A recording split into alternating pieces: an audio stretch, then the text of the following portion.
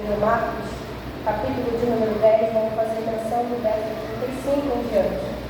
Enquanto os irmãos estão procurando, eu quero externar a Deus a minha gratidão, primeiramente a minha oportunidade. Agradecer também a tia Sônia por sempre vir, a tia Lília também, por sempre ter acreditado. Eu costumo dizer a ela que aonde eu for, eu vou falar que se eu estou pregando e fazendo aquilo que Deus me confiou, foi porque as duas acreditaram e oraram por mim. Estou muito feliz por mais uma oportunidade e o discurso é o mesmo, porque subir aqui é como se fosse pela primeira vez, nervoso, o desafio é o mesmo, mas a gente sempre crê que Deus fará algo diferente. Amém? Evangelho de Jesus, segundo escreveu Marcos, capítulo de número 10, verso de número 35, que diz: Depois Tiago e João, filhos de Zebedeu, chegaram perto de Jesus e disseram: Mestre, queremos lhe pedir um favor. O que queres que eu te faça? Perguntou Jesus. Eles responderam: Como o Senhor sentasse no trono do seu reino glorioso, deixe que um de nós sente à sua direita e o outro à sua esquerda.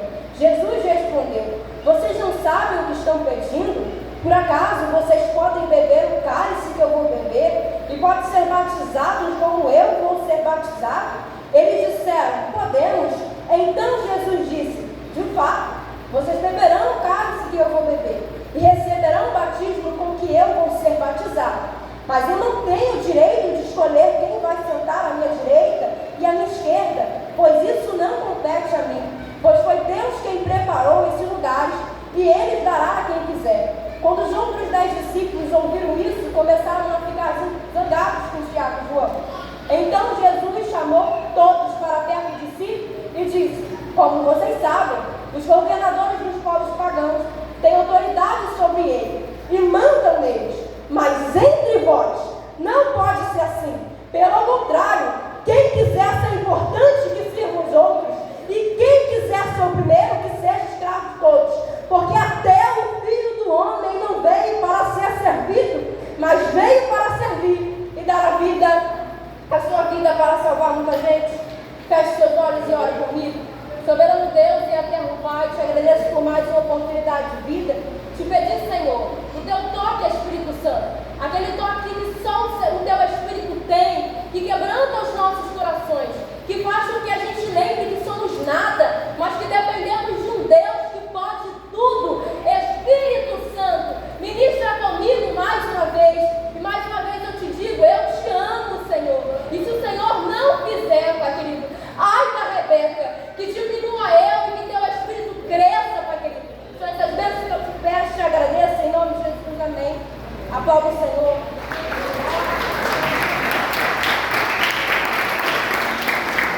Quando João Batista começa a pregar o Evangelho, a mensagem que ele traz é: arrependei-vos, porque é chegado a vós o reino dos céus. Quando João Batista morre e Jesus inicia seu ministério de pregador, a mensagem que ele prega vai ser a mesma de João Batista: arrependei-vos, porque é chegado a vós o reino dos céus. Então Jesus estava anunciando a vinda de um reino para a terra, um reino que a terra não estava acostumada a ter, um reino que tem leis, um reino que tem mandamentos e conceitos totalmente diferentes.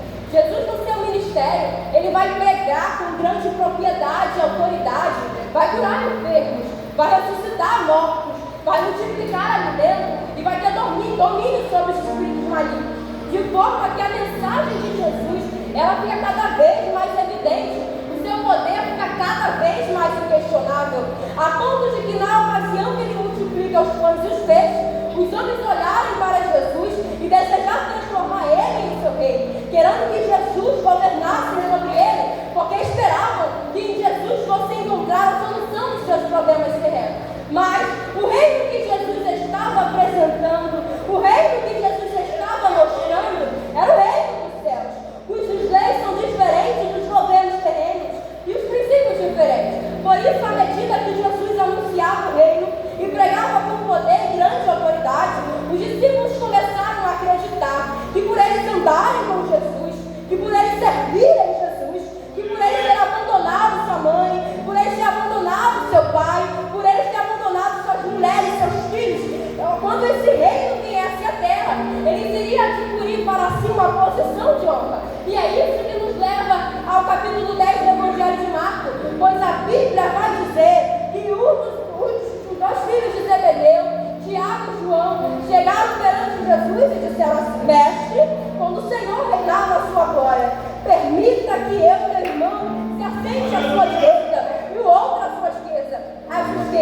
Aí Jesus entendeu que a intenção deles não era a intenção que condizia com a intenção do reino, porque para eles, os discípulos, quando Jesus viesse na sua glória para reinar, eles iriam sentar um à sua direita e o outro à sua esquerda, para serem servidos pelos homens, para serem cuidados, para serem abençoados pelos homens. Só que Jesus apresenta esses discípulos, Jesus mostra a esses discípulos que no reino de Deus as coisas acontecem diferente. No reino de Deus as coisas acontecem de forma diferente. E ele vai mostrar que no reino de Deus maior não é aquele que é servido, no reino de Deus maior é aquele que serve. E para isso Jesus vai dizer: olha, vocês querem se assentar um à minha direita e outro à minha esquerda? Isso não compete a mim. Mas será que vocês podem beber do cálice que eu vou beber e ser batizado no batismo que eu vou ser batizado? Jesus estava falando da sua morte, do seu sofrimento, do momento que ele ia padecer para salvar a vida de muita gente, do momento que ele ia padecer para a salvação de muitos através do seu serviço. E quando os outros 10 discípulos ouviram isso de Tiago e João, eles ficam zangados dizendo: eles querem ter senhorio sobre nós, eles querem mandar, ter poder sobre nós. Só que Jesus se manifesta a verdade do reino. Verso 42 vai dizer: como vocês sabem, os governadores do povo pagão têm autoridade sobre eles e mandam deles. Mas não será assim entre vós. Antes que qualquer que entre vós que quer se tornar grande seja nosso ministro. A palavra ministro dentro do grego é rupteres, que significa servo remador, que eram aqueles que ficavam debaixo do barco, nas partes baixas do navio, remando,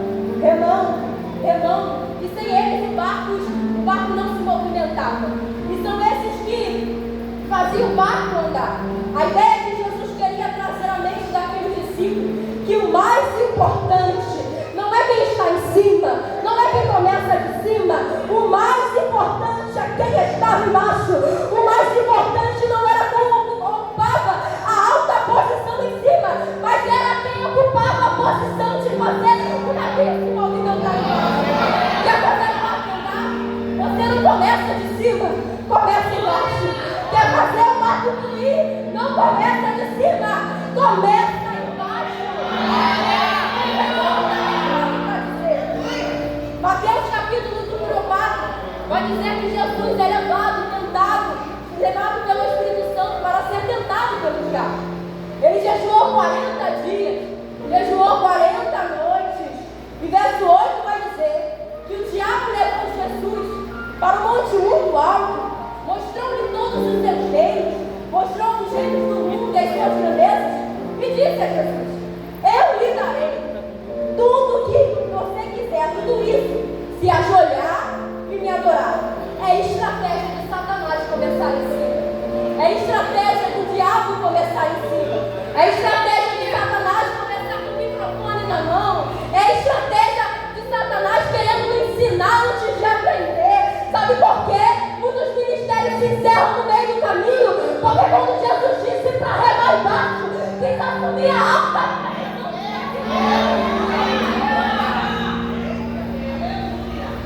no reino de Deus, grande não é quem é servido. No reino de Deus, grande é quem serve. Olhando para o ministério de Jesus, a gente vê características do reino de Deus, dos céus. E a primeira característica é que quando Jesus é adulto, a Bíblia diz que ele é batizado por João Batista no Rio Jordão, e após isso, ele é levado ao deserto pelo Espírito Santo de Deus para ser tentado. Só que o propósito de Jesus, mesmo sendo salvar, mesmo sendo operar milagres, curar, libertar, Jesus ele não começa pregando. Jesus ele não começa salvando. Sabe onde Jesus começa? Jesus começa no deserto. Dentro das referências bíblicas, deserto é citado para se referir às provações, às tentações, às dificuldades da vida. Porque quem começa de acordo com a ideia de Satanás, começa em cima. Começa no alto, começa com grande, começa com muito, mas quem começa segundo as estratégias de Deus, começa no deserto. É por isso que vivemos no meio de pessoas que até pregam muito, sabem muito da Bíblia, Mas ao decorrer do caminho, elas param. Porque antes de querer ensinar, antes de querer ter sido instruído, quis ensinar. No momento de ouvir, quis falar. No momento que Deus disse para ficar, tem que ir. É por isso que Deus encerra. Porque não tem como começar de cima. Davi, antes de assumir o reino, Davi apacentou ovelhas. Quem começa de cima, segue estratégia de Satanás. Mas quem começa embaixo, quem começa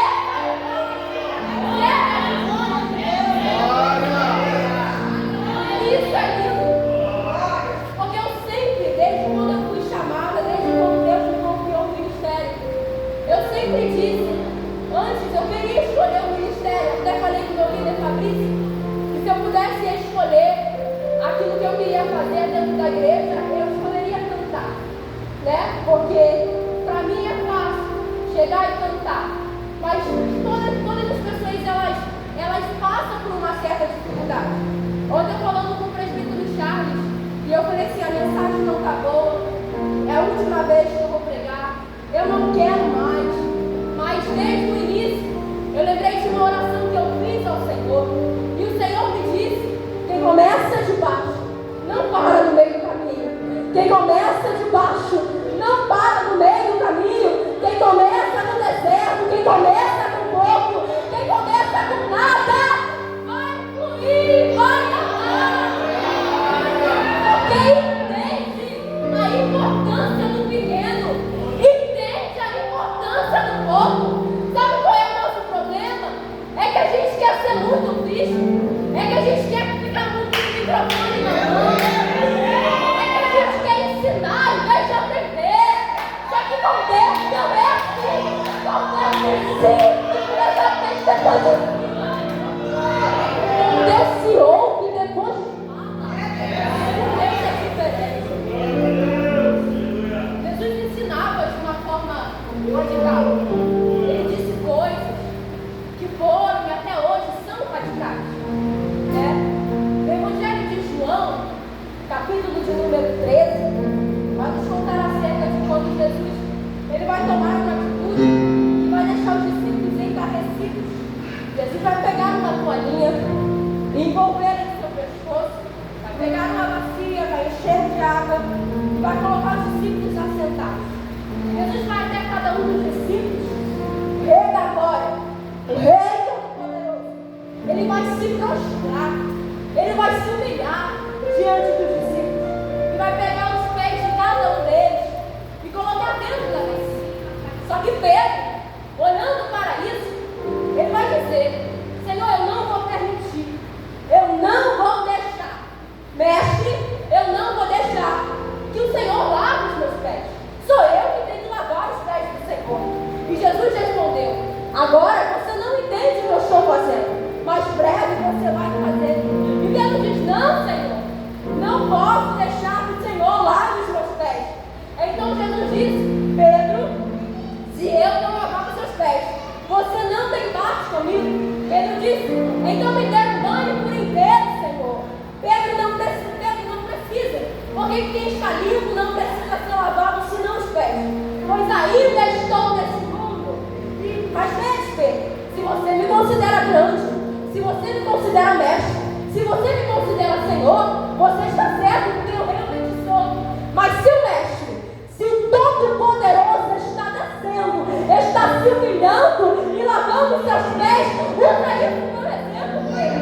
E do jeito que eu estou servindo vocês, se me não parece que a mensagem de Jesus, ela não vai entrar na cabeça de Tiago e João. Porque no capítulo 10 de Marcos, no versículo 35, a Bíblia diz que Tiago e João, eles estão querendo tomar uma posição de honra para si. Porque eles não entendem a mensagem que Cristo estava querendo passar. Que para ser grande, a gente tem que se fazer pequeno. Para ser forte, a gente tem que se fazer fraco. Para conquistar muito, a gente tem que viver um pouco. Porque quem não aprendeu a servir, nunca vai saber como reinar. Eu vou de novo para você entender e glorificar. Quem não aprende a servir, nunca vai saber como reinar.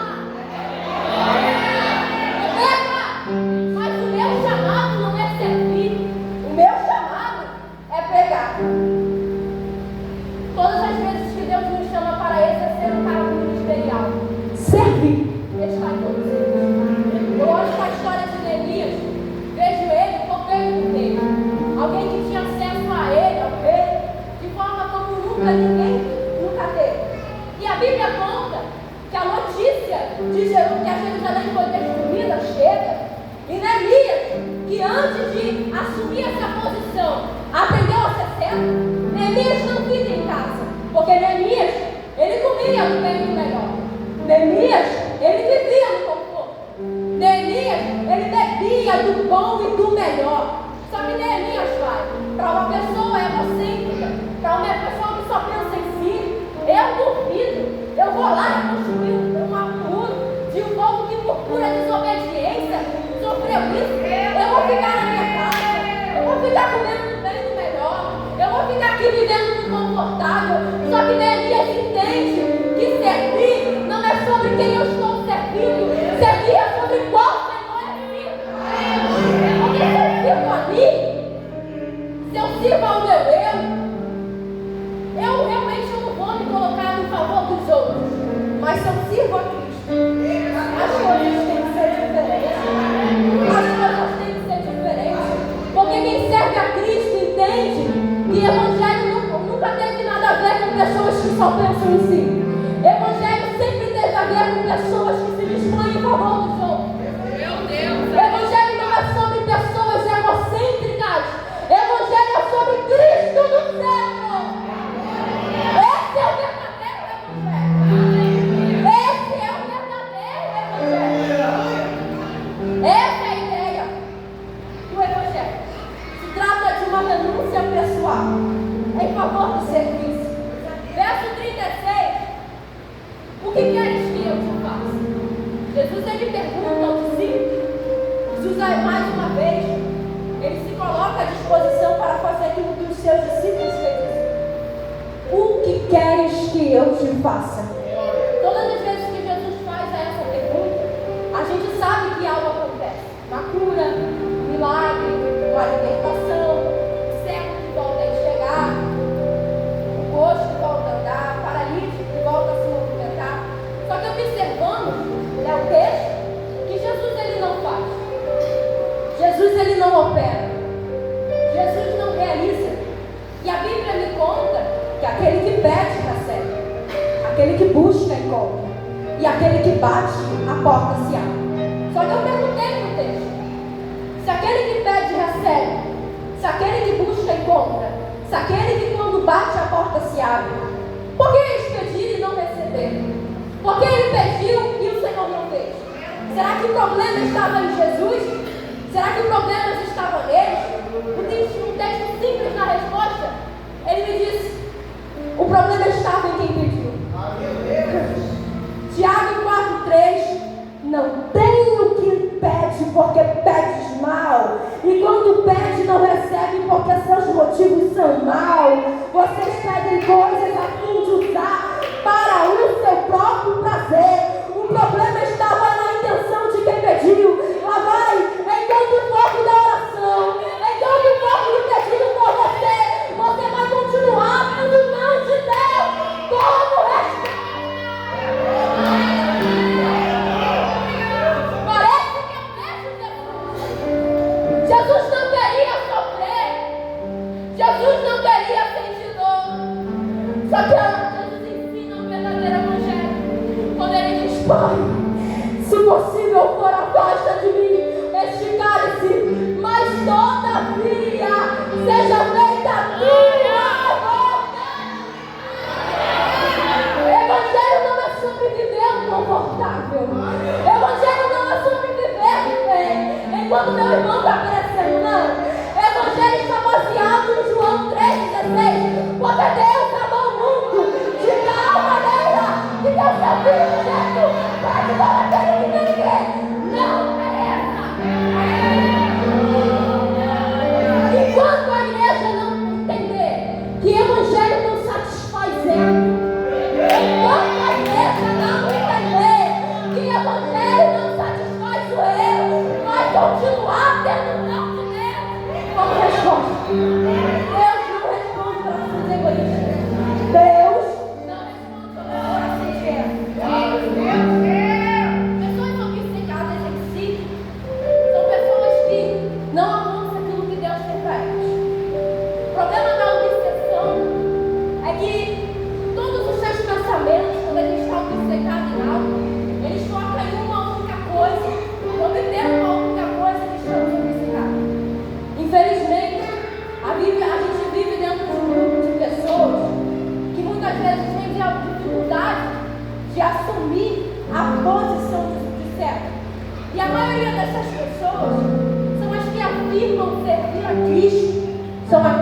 afirma com os próprios lábios: eu sirvo a Cristo, quando na verdade estão servindo a si mesmo.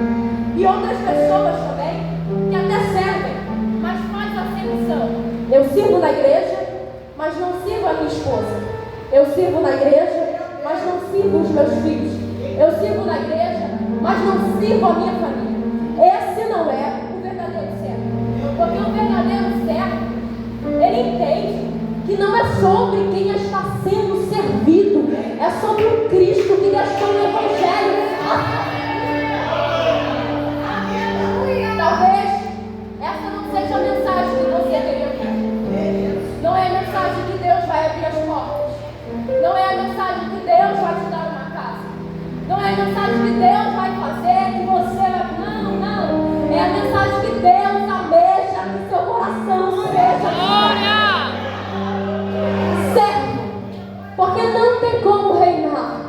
Não tem como assumir reinos sem antes ter apacentado ovelhas. Primeiro aprende no baixo. Primeiro aprende a servir. Depois...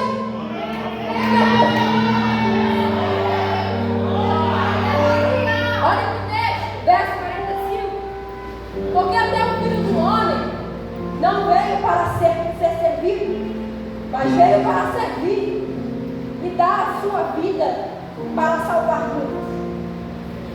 Jesus, ele ensinava de uma forma diferente. Ele disse coisas, como eu disse, que foram e ainda são radicais. Jesus, quando ele ensinava, ele ia além dos limites estabelecidos e estabeleceu um padrão de que agora o Espírito Santo, ele vive em nós. Eu estou indo bem calma para você entender a mensagem que Cristo quer falar nessa manhã. Ele estabeleceu um padrão que agora Cristo vive em nós. E Paulo confirma isso quando escreve a Gálatas: já não vivo mais eu, mas Cristo é quem vive em mim. É como se Paulo estivesse entendendo a mensagem que Cristo deixou aos discípulos no Evangelho de Mateus 16:24. Se alguém quer ser meu seguidor, abandone os seus próprios interesses. Porque não dá para conciliar isso. Não dá para alguém dizer que é certo. Não dá para alguém dizer que serve. Não dá para alguém dizer que ama, quando na verdade eu só penso em si. Quando na verdade eu estou preocupado com a sua imagem e reputação. A gente vê o exemplo de Davi. A gente vê o exemplo de Saul.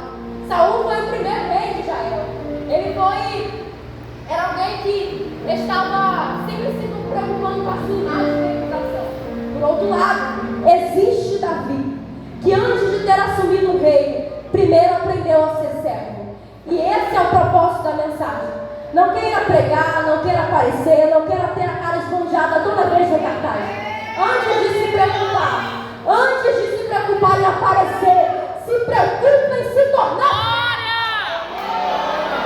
servo, servir. Não dá para conciliar isso. Alguém dizer que ama o próximo, quando na verdade só está preocupado em si.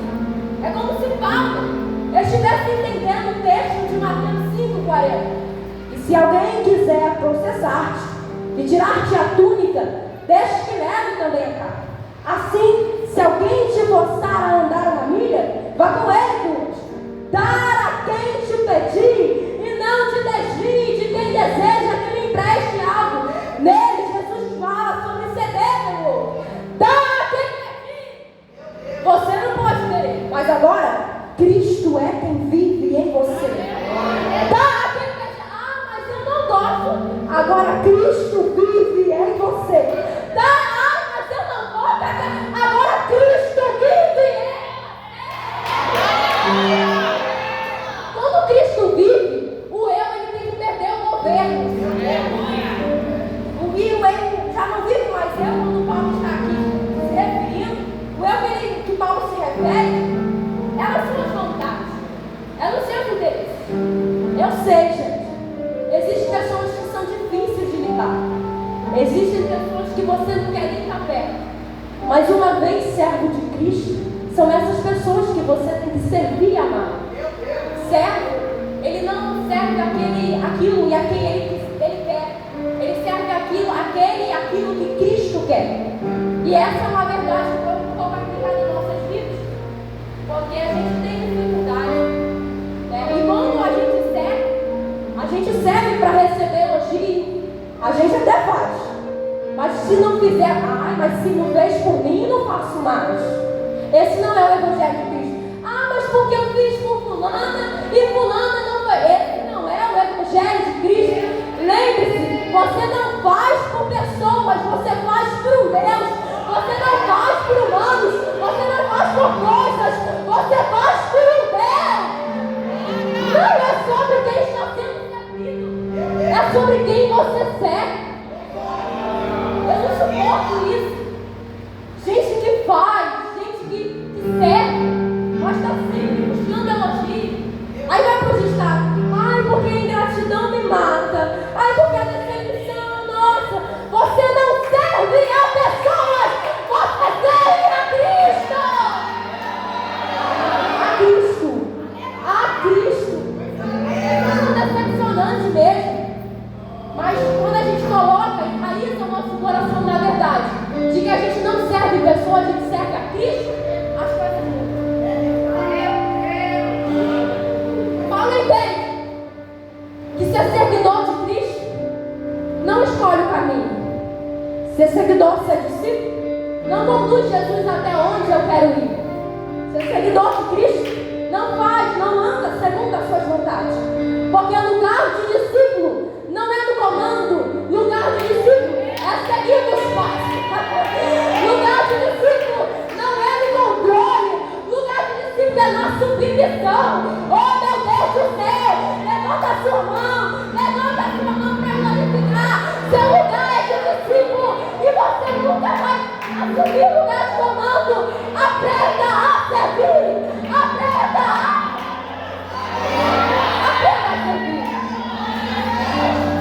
Já não vive mais eu, mas Cristo é quem vive em mim. João 3,30. É necessário que ele cresça. É necessário que ele cresça.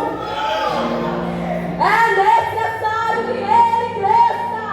E eu, aonde fico? Diminua. Desce.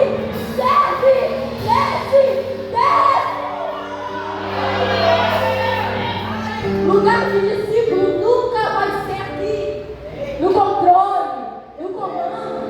E a pergunta que o texto me fez: você é líder ou você é seguidor? Porque a gente às vezes esquece que líder é Cristo, seguidor somos nós. E por esquecer, a gente quer fazer as coisas do nosso jeito, a gente quer fazer as coisas segundo a nossa vontade. Só que o Paulo confirma o que Cristo está quebrando. Ele diz: já não vivo mais eu, mas Cristo é quem vive em mim. Quando Cristo vive, as coisas funcionam diferente. Onde Cristo vive, o eu perde o governo. As vontades, as minhas, os meus interesses se perdem. Porque agora é Cristo quem vive. Cristo quem vive. Cristo quem vive. E quando a gente não entender essa verdade, a gente vai continuar se machucando com pessoas. Porque servir é difícil, gente. Servir pessoas que a gente não gosta, ou pessoas que a gente não vai muito, é difícil. É difícil. Só que o Evangelho, a gente não escolhe seguir a metade daquilo que Cristo nos deixou. Ou é por inteiro, ou é nada. Ou é por inteiro, ou segue tudo, ou é nada. E é difícil. Só que eu vou frisar isso na sua mente.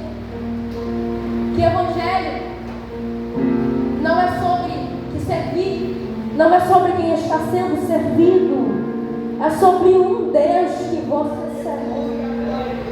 Quando você entender isso, seu coração vai ficar em paz. Jesus cumpriu toda a escritura, todo o mandamento, toda a palavra. Não houve nada que ele não cumpriu. Como um bom servo sofredor, para fazer a vontade do Pai, deixando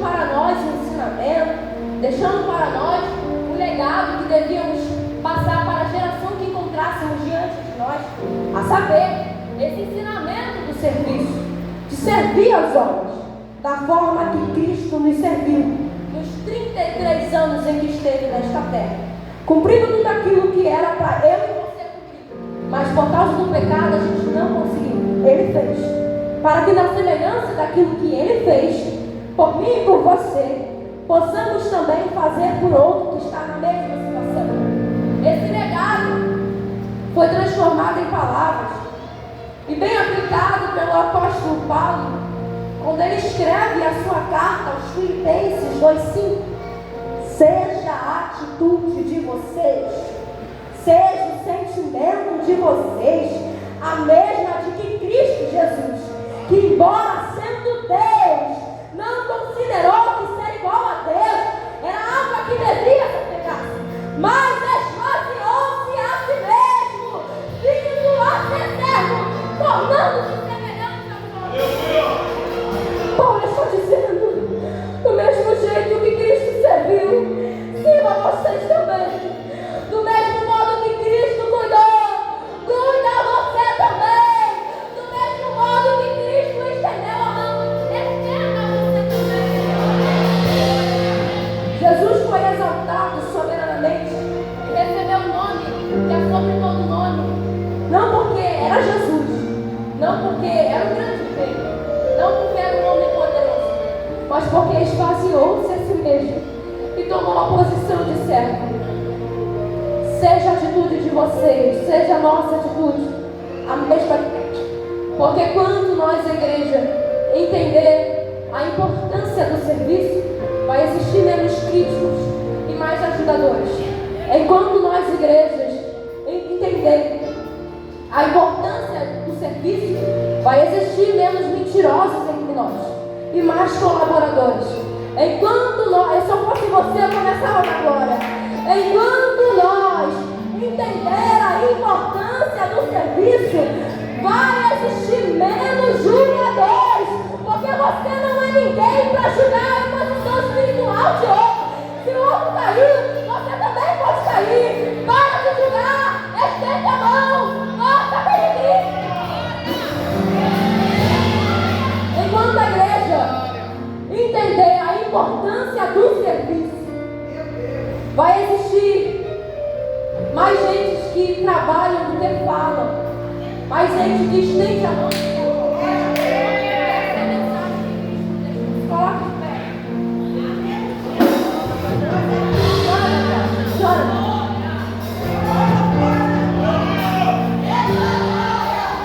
Que o Senhor colocou no meu coração. Feche os seus olhos. Coloque a mão sobre o seu coração. A gente vai orar para ter um coração de servo, sobre serviço, porque a igreja precisa, a igreja tem essa necessidade de servir. Não aponta não, não julga quem caiu não, não mente, não inventa não, se preocupa em servir.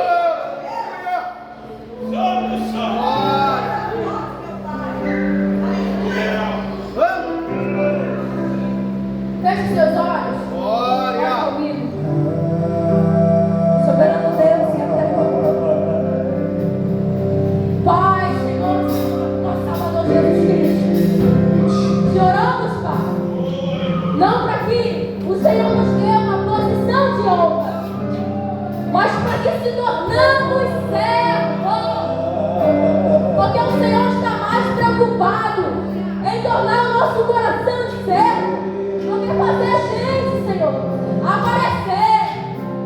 Pai, nós te pedimos que o nosso eu nessa manhã morra, que as nossas vontades, os nossos interesses morram, para que Deus atua, o Senhor cresça em nós.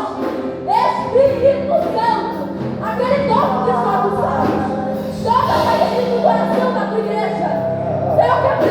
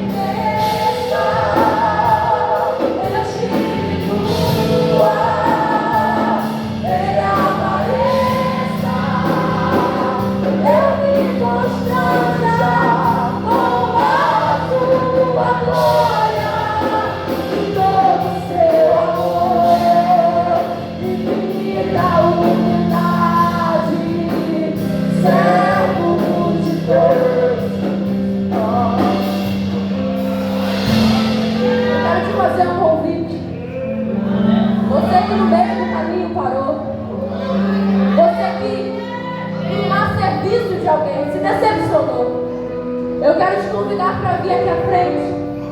Você que, por alguma decepção, até está na igreja, mas decidiu parar de exercer aquilo que Deus te confiou. Vem aqui na frente, que a gente vai orar por você. Vem aqui na frente, não fica com vergonha não. Vem aqui na frente, porque vergonha é viver no pecado, no lamaçal que a gente está. Você que reconhece que depende de um Deus, que depende de um Salvador, vem aqui na frente.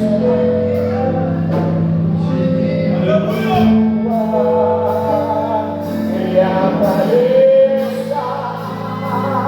eu me constanja com a sua glória.